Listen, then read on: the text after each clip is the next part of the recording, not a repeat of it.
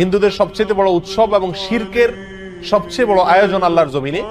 এটা যখনই হতে যায় তার আগে এবং এটা চলাকালীন সময়ে মিডিয়াতে এক শ্রেণীর লোকেরা এই স্লোগানটা খুব বেশি বেশি আওড়াতে থাকেন, ধর্ম যার যার, উৎসব সবার।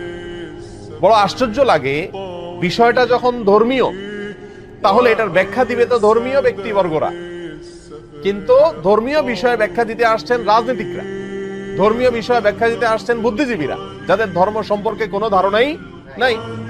এটা হলো সবচেয়ে বড় আশ্চর্যের বিষয়।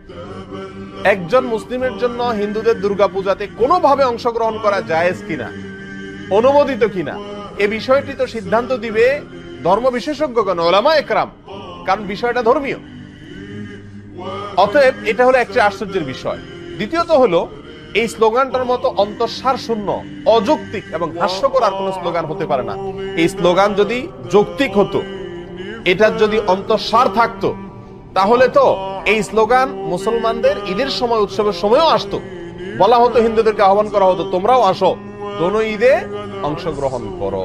অথচ তখন এটা করা হয় না। তাহলে বোঝা গেল উদ্দেশ্যমূলক ভাবে শুধু মুসলমানদের ঈমান ধ্বংস করার জন্য এই ষড়যন্ত্রমূলক স্লোগানটি বাজারে চাউর করে রাখা হয়েছে।